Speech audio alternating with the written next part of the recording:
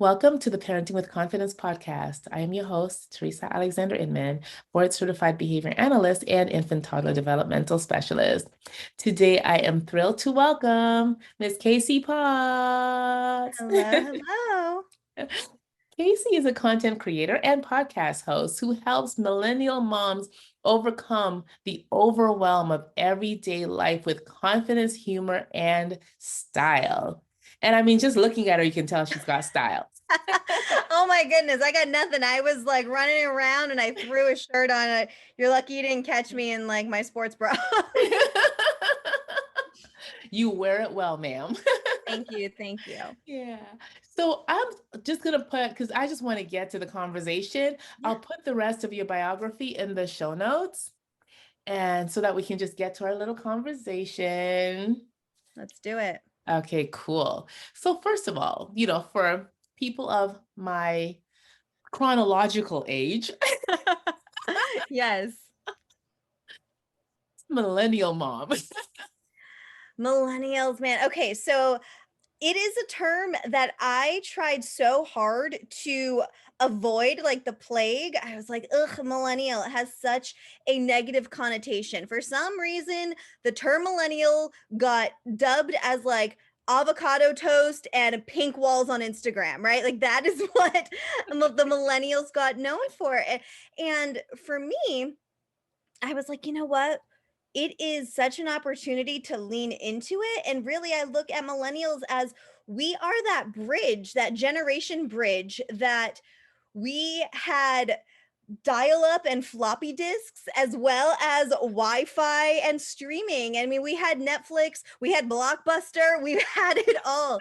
And I think there's such a opportunity to bridge the parenting gap too between the boomer generation that is so much more traditional and looked at parenting as like, well, they say to do this. And I'm always like, who's this they? Who is the they? I'm done with the they. And then the next generation that's coming up and kind of giving them the confidence and the kind of like that okay to do it their way and find the way to do it that works for them and their families because millennial parenting I think is very different too because we are so much more likely to have flown the nest and to have traveled away or moved away from where our families were, where we were born and where our families are.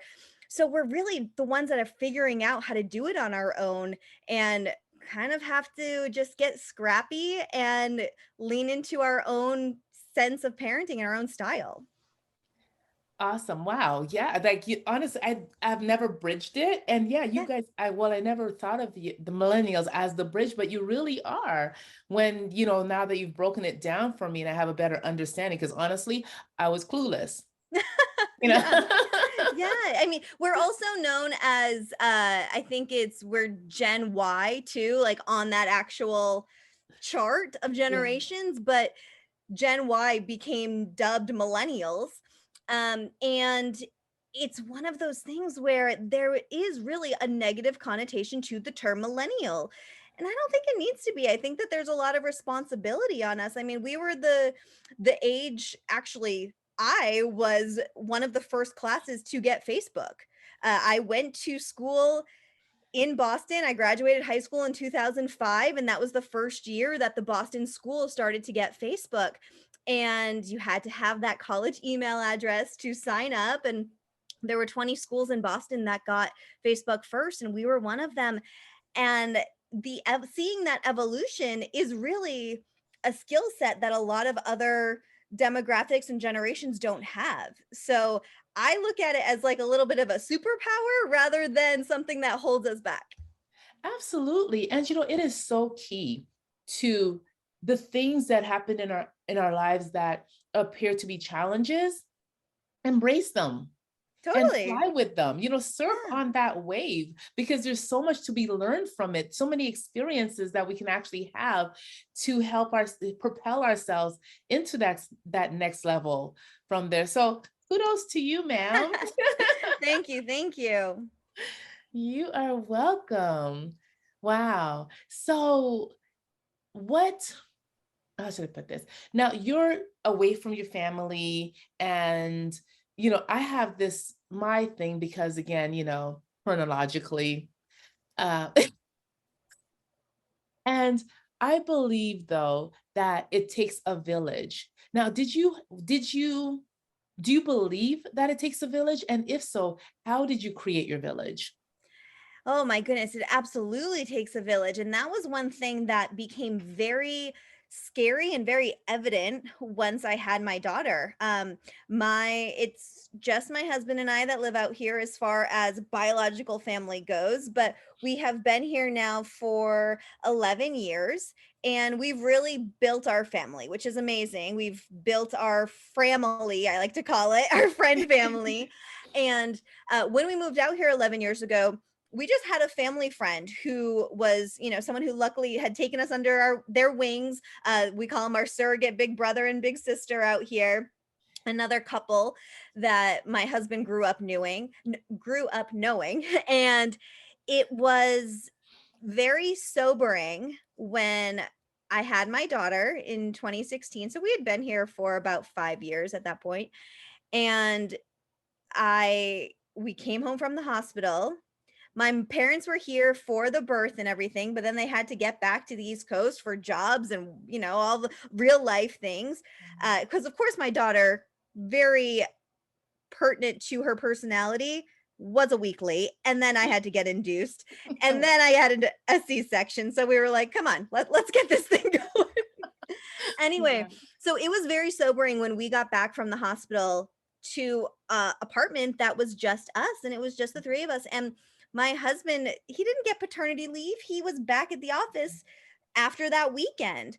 Mhm. So at that point, it was again kind of having to figure things out for myself, texting friends and family all around the country like, hey, if she's doing this, is this normal? Is this normal? And luckily, our village has definitely been built out of family that my husband has like a golf foursome, and we just happen to have three out of the four of us have kids that are like within 10 months of each other. So it's been really great having them. Again, our friends that we knew, the only friends we knew when we moved out here, they've been amazing.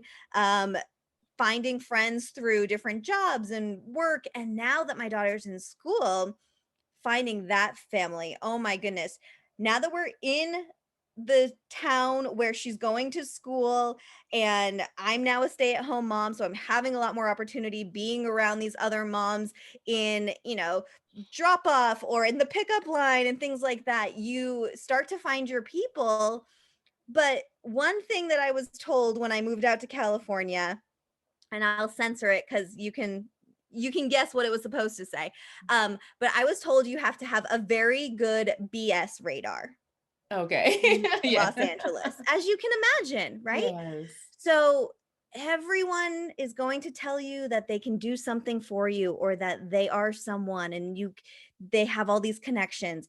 You've got to know who really means it and who has your best interest at heart. And luckily, we've been so lucky to find the right people and find our people. Some people come and go in the middle there too, but yeah, it was all about finding the right people to make our village. Awesome. And thank you for mentioning the fact that people come and go, because so Yeah. often we're hesitant to let people go Oh, because I hear we're worried that. about their feelings. And when it really should be what's good for your mental health and the welfare of your family, instead of worrying about somebody else's feelings who probably doesn't mean you any good anyway, which is why you feel uncomfortable that they're Exactly. around. One thing that really helped me because I had a friend break up. It's I think a lot of people don't acknowledge the fact that when you end a friendship, it is like a breakup. And depending on how long you've been friends and how deep that friendship had evolved, it's really hard. And I think a lot of people don't necessarily take that same time to get over a friendship ending like they would a intimate relationship. But my surrogate big sister Leanne, she told me some great words where it was, we have friends for a reason, friends for a season, and friends for a lifetime. And once I understood that, that every friend that you meet does not have to be your bestie. Every friend, you do not have to throw your heart and your energy into every single friendship that you have, which is hard for me because that is how I am. But once I understood, I was like, okay, you know what? Sometimes those work friends are friends for a reason. Sometimes those friends that you meet in your kids' kindergarten, that might be friends for a season. And then you out of those, you might have lifers. So that really helped me find the right people and let go of the wrong ones. Yes, yes, yes. Because again, too, if it feels wrong, if it doesn't, if you feel uncomfortable with it, I feel it's something that you need to let go because Mhm. that's your gut guiding you as to what's best for your family. Yeah. Oh yeah, definitely. And Wow. sometimes it's hard. Sometimes you're not the one who wants the friendship to end. Yeah. Sometimes the friendship ends on you, or sometimes you feel bad ending a friendship that needs to end. So it's I think a topic a lot of people don't talk about with ending friendships. Yeah, and it's really important because, I think, like you said, that breakup, it should Mhm. be, I mean, if you can, make it amicable. Just have that Right. release be peaceful. And so that way you're not, because I know for me, I'd be like, what could I have done? What could I have Yeah. said? And the other part to that too is your everything that you do, your children are they're seeing that and they might mirror that same behavior. So So is that true. what you really want for their future? Yeah, absolutely. Yeah, because they can sense your feelings. They see you cringe when that person walks through the door when they call. Right. Yes, yes. The kids are way more intuitive than we give them credit for. They are. And that's why it's so important to take care of yourself. Yes. You mentioned overcoming overwhelm, dealing with that. How do you deal with overwhelm? Because again, if your children see that, then they're likely not to become overwhelmed later because mommy was that wonderful example of how to manage it. Yeah, it is honestly, it's such a process. I feel like I am constantly working at that because my daughter challenges me in new ways that I wasn't anticipating every day, right? So I could think like, okay, I know how to handle when she gets this way. If she gets frustrated in this way, this is what I can say. But no, because 2 days later, it could be an entirely different reaction that I get from her. However, some things that I have been really trying to practice and model for myself and for her is when I know I'm hitting that boiling point, Mhm. it very much for me, when I get overwhelmed, I shut down. Rather than when some people get overwhelmed, they explode, I Mm. cave in and I shut down.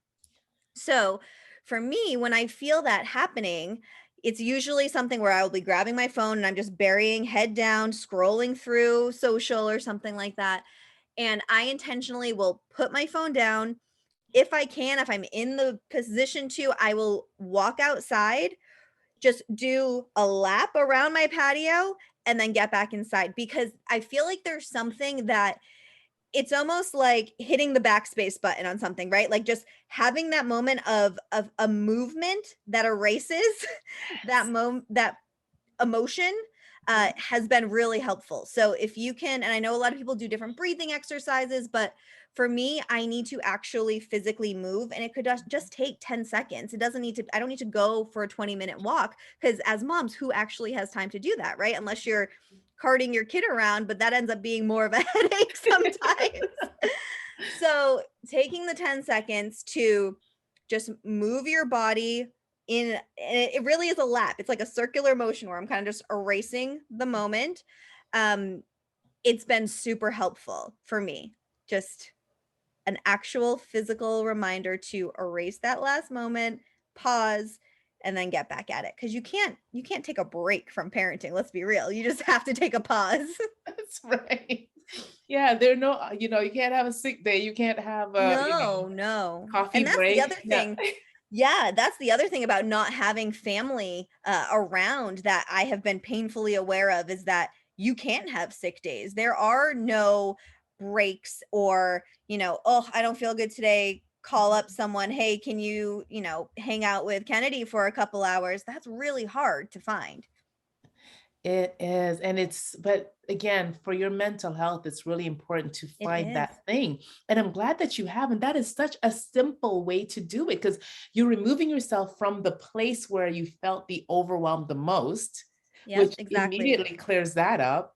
And then getting your body in motion. See, I told you every time I do a podcast, I learn something, Yes. it's just amazing. All these Yeah. things that parents can Now, I actually mean, let's do. say if your child is not of an age that you can leave them unattended for 10 Yeah. seconds, don't do it. But I mean, my 5-year-old is very well taken care of in her playroom for 10 seconds while I go walk around. Yeah.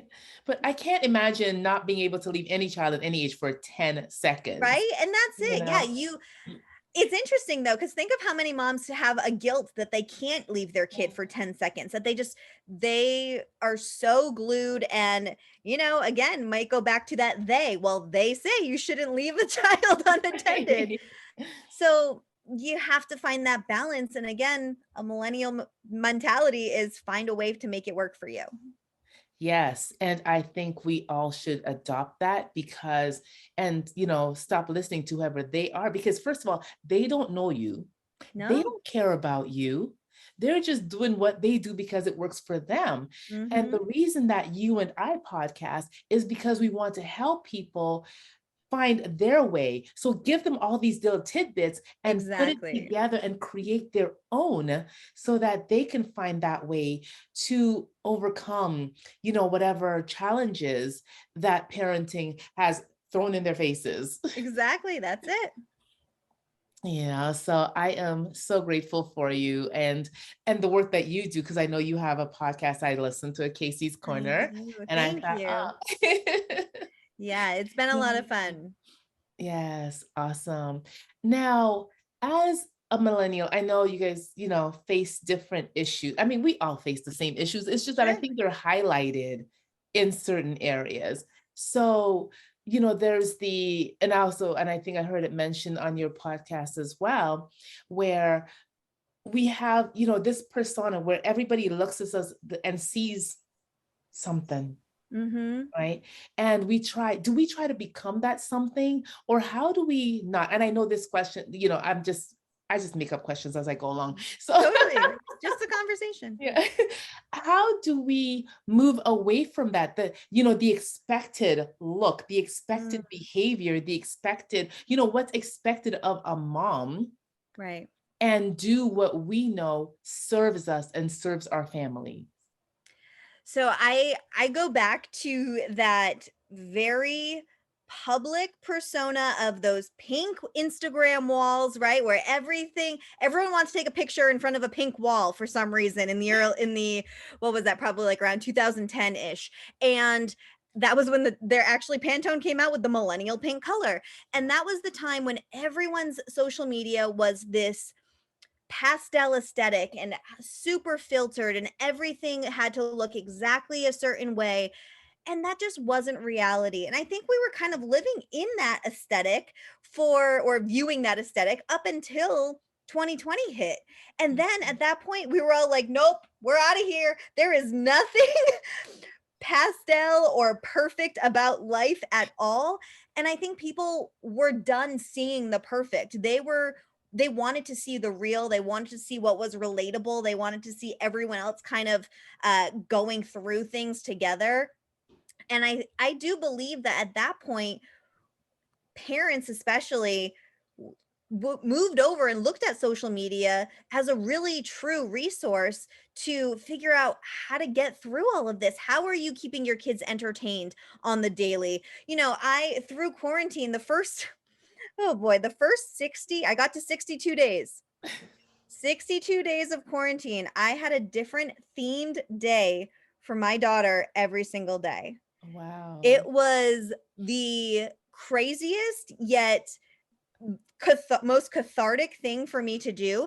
And a lot of people, I was actually featured on Good Morning America for it because I was posting about it on social media, and I wanted people to realize, like, I'm not posting that it's Muppet Day or Princess Elena Day, whatever, because this is me, the perfect put together mom doing something for her daughter. No, this was the only way that I could control what happened on the following day in a time where I had no control over anything.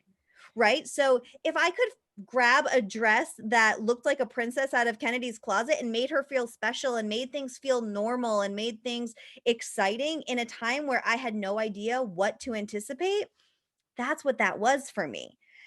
So I think that we just kind of have to start looking at each other without this, I call it the comparative narrative. Stop looking at what someone is doing and comparing yourself to them, but maybe look at them as a aspiration or an inspiration or a motivation, not knocking yourself down, but giving you a way to help build yourself up. Absolutely. And take those bits that appeal to you and let the Yeah. rest, because you, again, you know, here you are looking lovely. You don't know what's behind all of this. Yeah, you don't do you want to see? I'm gonna give you this because this is exactly the perfect description. So I am in a guest bedroom with the lights on a bed. Like that's what life is. We just figure out a way to make this happen. And yeah, you guys see the cute little frames and stuff behind me, but Yes. that's not what real life is. We just make it the way we need it to be. Wow. And thank you for, showing that to being vulnerable, because man, people say Kasey Potts, like she showed you her bedroom and and it wasn't perfect and blah da da da da, because again, what and I mean, goodness, do you really want to see what's in here? But like that's the thing. We make these little frames, and this is exactly what social media is. It's Yes. a frame, it's a snapshot of what we want to present, but there's a lot of laundry baskets and Amazon bags in the background. Yeah, and there's my Amazon box right here because I'm Right? creating materials, because I'm actually going to be working in a Caribbean island for a couple of weeks. So I'm creating Fun. materials. So I've got the Amazon box and I've got like papers. And I mean, honestly, seeing as you did, I mean, I guess I should too. So here, this is like Yeah, this see? corner, which has all this stuff, all these materials in it.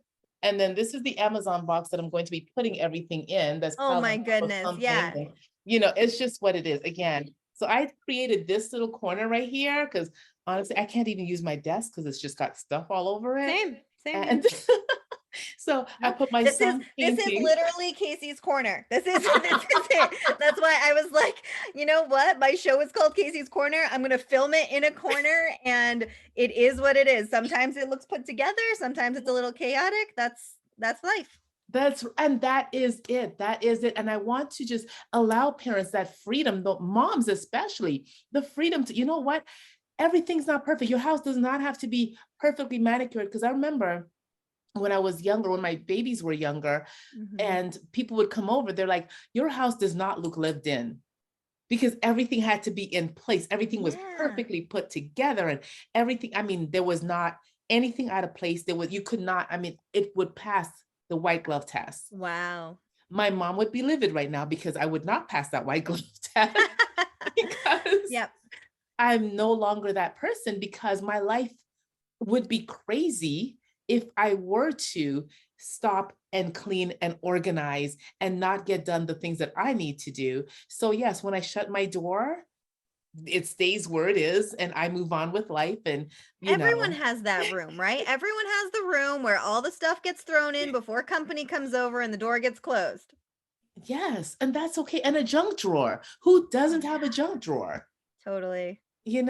So it's okay, moms, like really don't get stressed out about it, because I've No, seen my mom always used to say, if you're coming to see my house, make an appointment. If you're coming to see me, come anytime.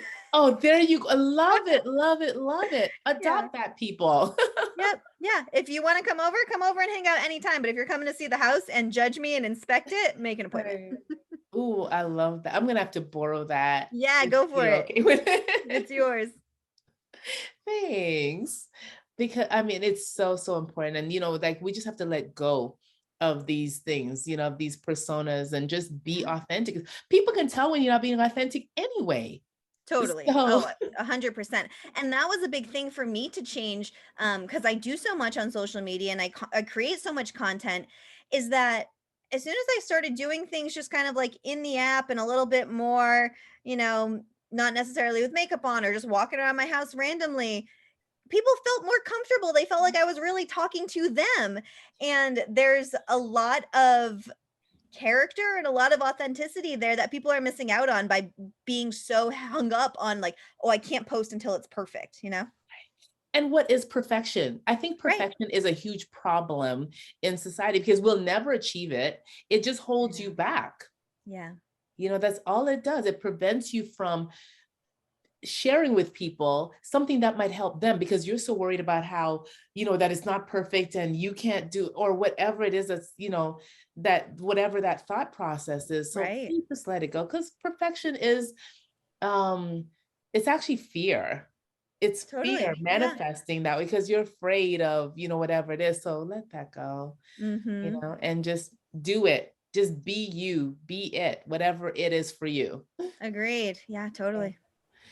So, Miss Kasey, as our time is winding down, because parents don't have time to be listening to an hour-long I podcast. know, right? No, I know. So, what's one thing you want parents to leave this moment with?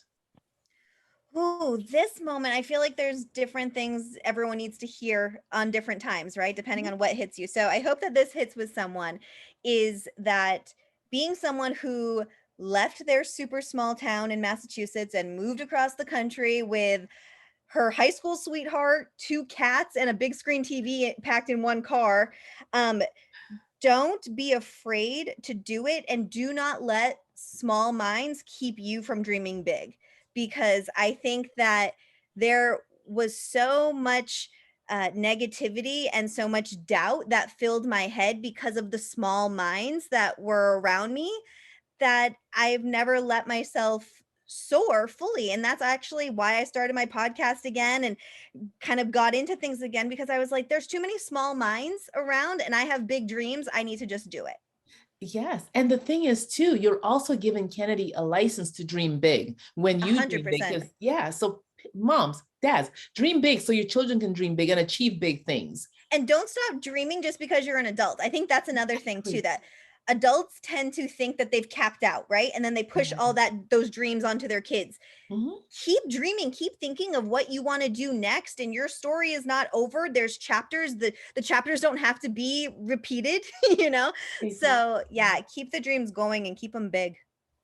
Awesome. Thank you. Thank you so much, Miss Kasey. It has Absolutely. been so much fun chatting with you. You as well, Teresa. Thank you for having me. Oh my gosh, my absolute pleasure. And if you want to come again, just, Absolutely. Yeah, let's I'll do come back. We can pick a it. topic and chat anytime. Yes, yes, because there is so much we could talk about and which could really impact parents, make a difference in life so that we can really, because my goal is to impact the next generation, the Mhm. children that are coming up, the babies, empower them because we have so much trauma Yeah, and so many hangups that we need to learn to heal from and then prevent that lineage from going forward with and having children, stop perpetuating this cycle of trauma and dysfunction and all the absolutely. other things that keep us down. So if we can, if it's just one thing, because I was told a long time ago, if you help one person, you've done your job. So if Yep. we can just help one person, change or, just turn that light bulb on, then we can definitely make that impact that we want to, I or love it. continue the impact. Because I know we've made impact. So we're just going to continue that. Continue. Yeah, never Yeah, stop. that's right. That's right. So thank you again so much, ma'am. It's been an absolute pleasure. I really appreciate you and honor your time and appreciate you for taking your time to be here. Absolutely. I can't wait to come back. We'll chat again soon. Okay, absolutely. Thank Thank you. you. Oh, Kasey, hold on before you go.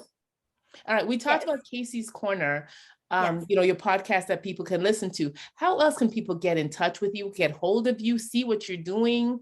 Yeah, I am always on Instagram, daily content over there at it's Kasey Potts, and Kasey's with a K. And then you can find me, you can find the podcast wherever you're streaming with Kasey's Corner, and that's Kasey with K's, Corner with K's. Yes, awesome. Thank you, thank you. Because I was just like, wait, I knew I was forgetting something. It's okay. You can just hunt me down. You can, go through Teresa, say, how do I find Kasey? We'll get you there. That's right. Awesome. Wonderful. Again, thank you, thank you, thank you, and be blessed. Take care. Yeah, you too. Okay, so I'm gonna stop the podcast there. Yep. No Because problem. again, whatever comes up, our behind the scenes for Yeah, I no, really that's a want to fun do this idea. Patreon thing. So yeah, I'd like Very that. And cool. thank you for being so vulnerable, showing, Yeah, no problem. It's so funny because this is the guest room, and it was the Peloton room, and the Peloton bike is over there now with clothes on it, because that's what always right, happens. of course. And then it's also a guest room when my parents do come to visit, but then I was like, nope, I need this to be a studio now too. So we're gonna call it the multi-purpose room, I guess. There you go. And you know what life should be, because your parents are not there all the time. So it Yeah, has to be, you have to be flexible, right? Another exactly. metaphor for life. Oh my gosh. The multi-purpose room, yes. Yes. And because, sometimes we get so rigid with, no, this is this, like my mom, she had, everything had its own place. So you couldn't use, so there were wooden spoons for everything. So the juice wooden spoon could not be used to stir the oatmeal, because that was the juice spoon. Wow. And it couldn't be used for, meats and this and that. I had to let all that go. Because I'm like, I Yeah. forget. So of course the longer one was the juice one, but I don't mix juice anymore. Because back in the day you'd buy the frozen things and then Oh mix it yeah, with the sugar and can. all that. Yeah. Yep. So, Yeah, it is so funny how we either lean directly into it and repeat the patterns of our parents, mhm. or we go the exact opposite way, which my mom is a collector and has lots of like little tchotchke things all over the house. And for me, I'm like, nope, nope, let's throw it away. Like we don't need to save things. We don't need this. We don't need Exactly. that. So we kind of, I think we sometimes are a complete departure from what Yeah. our parents taught us, right? So true. Yeah, my mom was that person too. And I don't know, this is so long ago, but she'd buy, there were these teas, and in the tea in the box of tea would be these like little like ceramic things. So it could be Okay. a house or a boy sitting on a little, right? Just these tiny little things. And she Mhm. collected them. And I was like, oh, that's more, and everything had to be meticulous. So we had to dust every last piece of that. I was like, no, it's not happening in my house. Oh man, that's torture. It was not fun. I mean, they were cute. However, they were just a lot of work. And, Yeah. and she checked everything. So like the carpet, if she, had to have the vacuum lines, and everything had to be, yeah. So it was like that kind of party. It was that house. I Yes, mean, yeah. yeah, again, we figure out ways to make our houses and our families and everything work for us, right? Absolutely. We have to for our sanity. Yeah, You know? I know. And then you marry somebody who's different and has different ideas and thoughts. So you have to be flexible to be able to make that union work.